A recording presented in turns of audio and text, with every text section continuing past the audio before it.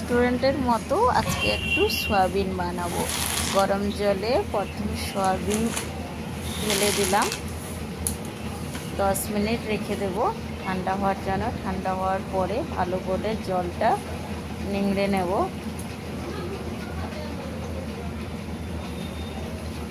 সবগুলো সয়াবিন এইভাবে নিংড়ে নিলাম। তারপরে তেল গরম করে সয়াবিনগুলো একটু লাল লাল করে ভেজে নেব।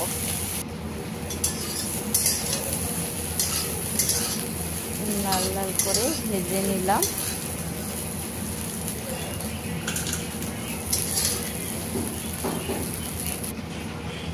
একটু তেল দিয়ে তাতে ডুমো করা আলু লাল লাল করে ভেজে নেব। তা ভাজতে দিয়ে সয়াবিনটা দইয়ের সাথে 10 মিনিট ম্যারিনেট করে রেখে দেব। ম্যারিনেট হতে হতে এখানে আলুগুলোও ভাজা হয়ে গেছে লাল লাল করে।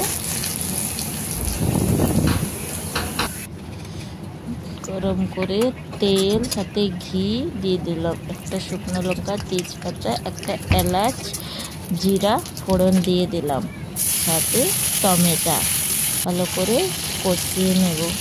এটা আমি নিরামিষ বানাচ্ছি তাই পেঁয়াজ দিলাম না, তোমরা পেঁয়াজ দিতে পারো। স্বাদ মতো লবণ, স্বাদ মতো হলুদ, লঙ্কা গুঁড়ো, ধনে পাউডার, জিরা পাউডার ভালো করে কষিয়ে নেব।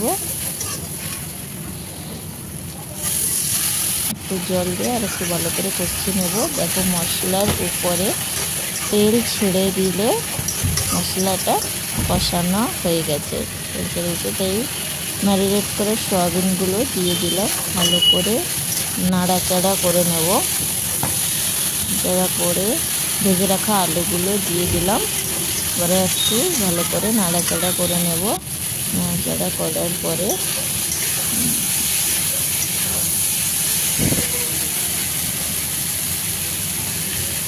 অল্প একটু জল দেব, যেটা একটু শুকনো শুকনো করব তাই অল্প একটু জল দিলাম। যে যার নিজেদের পছন্দের মতন, কেউ যদি একটু বেশি ঝোল খেতে চাও আর একটু জল দিতে পারো। শুকনো শুকনো খেলে কম জল দিলেই হবে। এবার 10 মিনিট রেখে দিলাম। 10 মিনিটের পর উপরে একটু ঘি ছড়িয়ে, গরম মশলা ছড়িয়ে একটু নাড়াচাড়া করলে রেডি আজকের সয়াবিন। কেমন হলো সয়াবিনটা কমেন্ট করে সবাই জানিও। কিন্তু এটা গরম ভাত বা রুটি, পরোটা সব কিছুর সঙ্গে খাওয়া যেতে পারে।